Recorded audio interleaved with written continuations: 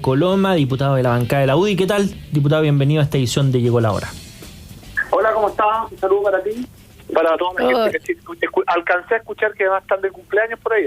Sí, diputado, muchas gracias. Efectivamente, primero de abril, un día muy especial para mí, pero también aprovecho de mandarle un cordial saludo, porque sé también que este día es muy importante, sobre todo para la Unión Demócrata Independiente. Es el día, se cumplen 33 años del fallecimiento del ex senador Jaime Guzmán, y me imagino que para todos ustedes es un día muy importante, alguna situación muy compleja que ocurrió en democracia, y por eso también mandarles un abrazo. Así es, pues, y además se da la particularidad que el senador Jaime Guzmán fue asesinado un día lunes, saliendo de Semana Santa, exactamente, en las mismas circunstancias del lunes que estamos viviendo hoy, y cerca, poco más temprano de esta hora, donde se cumplen exactamente sus 33 años de su cobarde asesinato. Estuvimos acompañándolo junto a su familia el día de hoy en el cementerio general, en un acto que repetimos todos los primeros de abril, y un rato más vamos a tener también una misa en conmemoración de su memoria. Yo creo que quienes le dispararon jamás se imaginaron lo fecunda de su obra y las profundas raíces que iba a dejar además en nuestro país. Así que efectivamente para nosotros hoy es un día particularmente importante. Así es. Bueno, diputado, vamos a ir un poquito a la contingencia, ¿no? El Congreso no paró hoy día, y de parte de ustedes se impulsó una nueva moción de un umbral del 5% y cese del cargo si se renuncia al partido, una discusión que se había dado mucho, sobre todo en el proceso constituyente anterior. ¿Se cumplen más o menos los mismos estándares? Sobre todo en el 5%, ¿o están proponiendo algo más allá de lo que se había conversado antes y fue rechazado? A ver, esto, si hay algo que yo creo que hay bastante claridad y acuerdos bastante transversales, que hoy día el sistema político está pasando por una crisis profunda en materia de representación. Nosotros creemos que en parte importante es por la excesiva atomización, que hace difícil, en algunos casos prácticamente imposible, conversar con muchos pequeños grupos, que muchos de ellos son electos en un partido político, después renuncian, y se hace cada vez más difícil lograr consenso, acuerdo, discusión, avance en materia legislativa. Y es por eso que la primera reforma nosotros la presentamos el 17 de enero de este año, que buscaba, tal como tú señalabas, hacer dos cosas. Primero, establecer un piso mínimo de existencia de los partidos políticos, un 5%, para asegurar una real representación de los partidos políticos en materia electoral, que puede ser 5% u 8%, mejor dicho, parlamentario electo entre diputados y senadores. Eso también puede ser otra fórmula. ¿Para qué se hace principalmente esto? Para evitar los caudillismos, para evitar el discolaje. Nos parece que es importante. Yo sé que en momentos donde, tal como hablaba en la introducción, estamos con un gravísimo problema de cómo enfrentar el crimen organizado, la delincuencia, que son prioridad uno. Yo creo que, aunque puede ser un tema árido, un tema a rato incluso un poco latero, la reforma del sistema político es fundamental para alcanzar, por ejemplo, rápidamente acuerdos en materia de seguridad. Y al mismo tiempo nosotros hemos pedido porcentajes mínimos de votos. Hoy día hay diputados o diputadas que tienen el 0,2% de los votos. Uh-huh. O sea, en la práctica sacaron muy poquitos votos y tuvieron la suerte, entre comillas, de ir acompañado con alguien que sacó muchos votos y, como decimos los políticos, lo arrastró. Bueno, eso es algo que nosotros queremos cambiar y idealmente incluir una reforma que presentamos incluso antes de la última convención constitucional, que avanzar también en la rebaja de los parlamentarios de 155. Nosotros hemos propuesto a 120, quizás puede ser 138 el número, pero hoy día no tiene mucha razón de ser la existencia de 155 parlamentarios. Y ahí, sobre eso mismo, diputado, ¿cuál es el riesgo de volver a hablar sobre una materia constitucional o de reforma del sistema político sin que algunos quieran volver a abrir el debate constitucional? Porque de hecho lo comentó el fin de semana la diputada Orsini, que si bien hoy día no es popular el tema, no está cerrado la discusión constitucional, pero uno dice, bueno, es verdad que estos cambios, que en los que había acuerdo también, tuvo una transversalidad política y son necesarios, pero ¿cuánto hay de eso y cuánto hay de algunos que quieren volver a reabrir el proceso constitucional? A ver, parto por la segunda pregunta. El cambio de la Constitución se cerró para nosotros y no hay vuelta atrás. Nosotros después del primer proceso dijimos que nos habíamos comprometido para poder tener el apoyo, quizá hoy día uno se lo olvida, pero de demócrata, amarillo en su momento.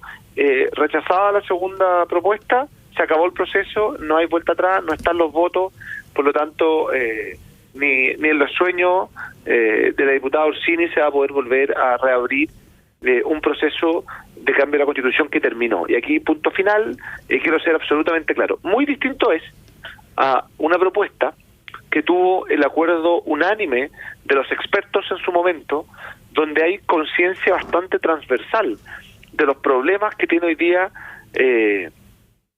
nuestro sistema político y que estamos proponiendo cambiar. Las propuestas están sobre la mesa. Ahora, para esto se requieren acuerdos bastante mayoritarios. Por lo tanto, aquí el gobierno, si es que cree importante hacer estas modificaciones, tiene que avanzar también, tiene que estar sus votos, tiene que estar la urgencia. No puede simplemente esperar y mirar para el lado porque puede ser un tema quizás impopular, quizás un tema un poco árido. El gobierno también tiene que mostrar aquí si está dispuesto o no. Para nosotros, a terminar con la excesiva atomización que hay al interior del Parlamento, que permitir mecanismos para facilitar búsqueda de acuerdos, búsqueda de consensos cuando los hay, obviamente cuando no lo va a haber, y al mismo tiempo entender que hay que terminar con esta seguidilla de renuncias a los partidos políticos.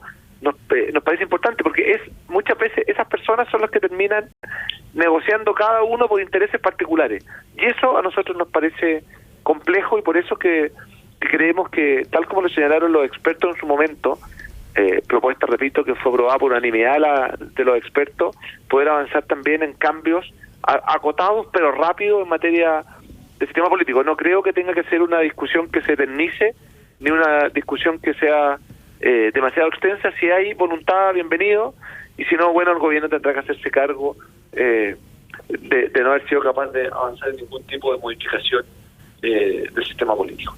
Pero en esa misma línea, el oficialismo ha sido como el triunfador del sistema político actual, considerando que tanto el Partido Comunista durante mucho tiempo nunca tuvo más de un 5%, y el Frente Amplio y sus distintos partidos tienen muchos de sus parlamentarios que hoy día fueron electos, o la primera vez que fueron electos fue con un 1%, un 0,3% máximo de los votos.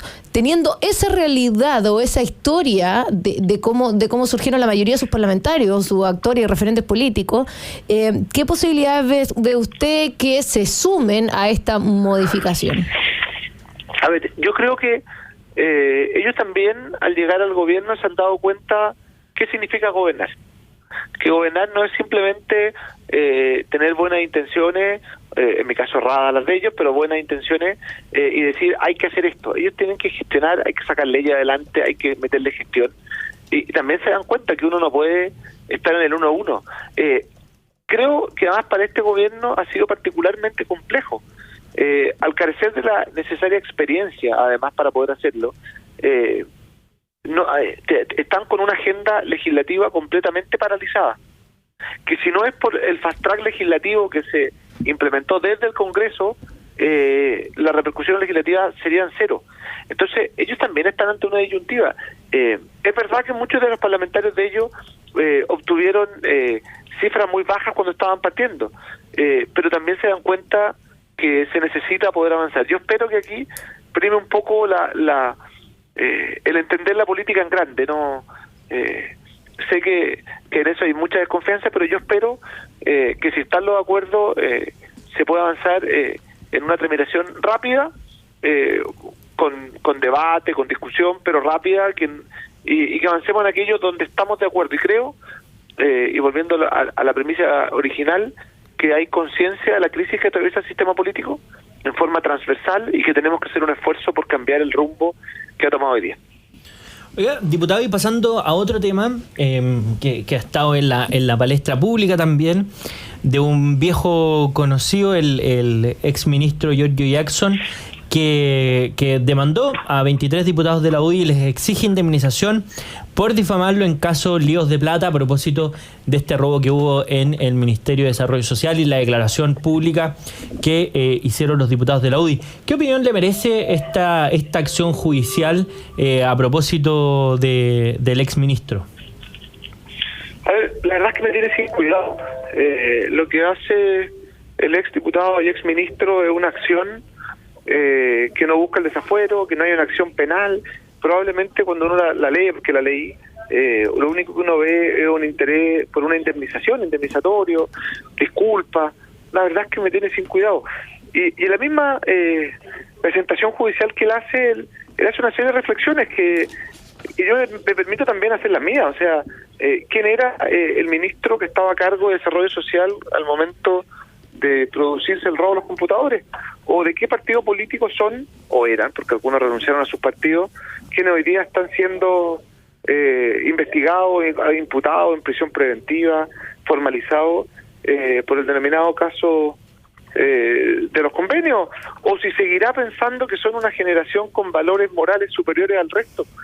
Entonces, yo creo que aquí se confunde lo que es una crítica política con una acción judicial. Está en todo su derecho a hacerla, pero en lo personal me tiene sin cuidado su presentación. Diputado, y un poco con lo que ha estado pasando, sobre todo en el mercado de lo valledor, yendo un poquito más al tema de seguridad. Tenemos declaraciones de la ministra Vallejo, que dice que se utiliza políticamente la situación que está pasando. Por otro lado, la delegada presidencial dice que esto es una falla de la seguridad privada. El tema de seguridad tiene un poco desbordado al gobierno y las reacciones, actitudes por parte del Ejecutivo parecieran no estar alineadas con lo que realmente está sucediendo o está sintiendo la ciudadanía. ¿Cómo lo ve usted? Yo comparto que el Ejecutivo está desorientado en la forma en cómo enfrentar la grave crisis de seguridad que estamos viviendo. El fast track legislativo nace particularmente desde el Parlamento, pero aquí se necesita también gestión. Y quizá, y sobre todo, inicialmente al gobierno le costó mucho entender que la gente necesita seguridad. Seguridad para vivir, seguridad para caminar tranquilo, para salir a hacer sus compras. Y uno pudo notar cómo no creen en su discurso. Y después, evidentemente, la situación que ocurre en Los Valledores y en tantas otras partes es una situación sumamente grave. Y aquí uno esperaría algo que es básico, que es que el gobierno sea capaz de entregar seguridad. Aquí quien tiene el monopolio de la fuerza es Carabineros de Chile, el ministerio, a través del Ministerio del Interior. Entonces uno dice también, se necesitaría un poco más de gestión. Hubo una falla respecto del guardia privado, claro que lo hubo.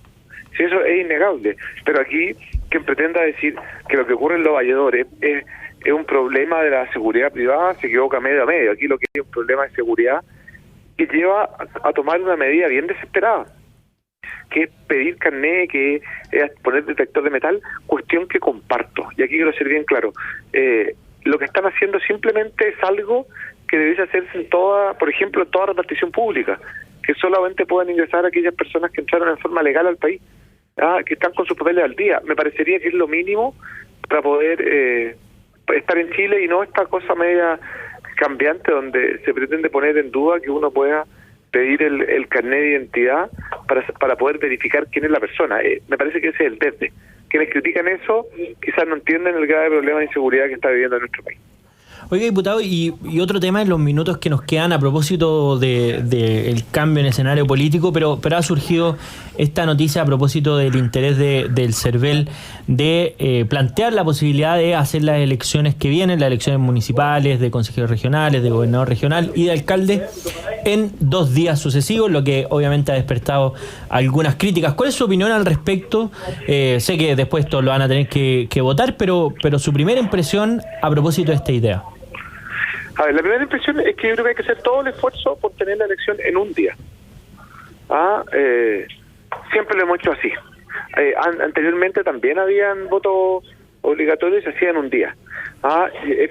Si hay un problema, que también creo que lo hay, respecto de los tiempos de votación, bueno, entonces o aumentemos la cantidad de locales de votación, o aumentemos las mesas por vocal de votación, o dividamos las mesas en dos para poder avanzar en agilizar el proceso electoral. Me parece que eso es lo que debiese ocurrir. Pero muchas veces uno ve, y también lo digo por parte del CERVEL, un atarantamiento de decir, no, 2 días o nada. Yo que hubiera esperado mucha mayor capacidad de adelantarnos al hecho y de entender que tenemos que generar las condiciones para que la gente pueda votar con tranquilidad. Y votar con tranquilidad también es, a mi entender, ojalá hacerlo en un día, y dicho sea de paso, yo esperaría que ese día pueda funcionar el comercio. El comercio está demasiado golpeado como para seguir manteniendo todo cerrado, y en muchos otros países se puede votar perfectamente en un día con el comercio abierto. Y ahí, en esa misma línea de la votación, diputado, cuando uno ve la experiencia que tuvimos en pandemia, que la elección se produjo en 2 días, ¿es replicable exactamente ese escenario? Porque evidentemente uno dirá, bueno, es que la circunstancia era extraordinaria, habían otro tipo de razones, se contaba con otras medidas. Y estábamos con toque de queda también. Y en ese tiempo. Estábamos con toque de queda, claro. Efectivamente. Entonces, claro, ¿cuán replicable es ese formato? Porque al final la evaluación de esa elección en 2 días fue positiva, porque salió todo relativamente ordenado, ¿verdad? Pero claro, en circunstancias normales, cuando no existe esa restricción, y también cuando surge también la alerta en el comercio sobre si se va a replicar exactamente las mismas normas, como por ejemplo la prohibición que el comercio hable esos días.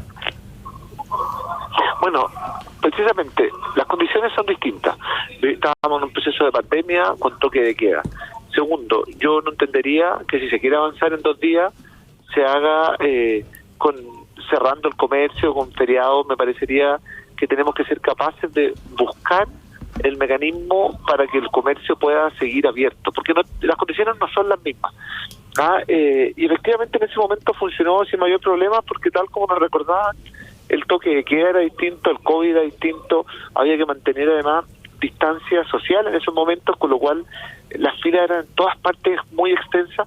Yo esperaría mayor capacidad de generar propuestas por parte del CERVEL para poder ver cómo generar otro tipo de medidas que no necesariamente sea la votación en 2 días. Creo que aquí uno no puede cerrarse a escuchar otro tipo de propuestas, sino que ojalá poder buscar el mecanismo que dé tranquilidad, pero que al mismo tiempo nos permita tener una elección transparente y que la gente pueda ir a votar.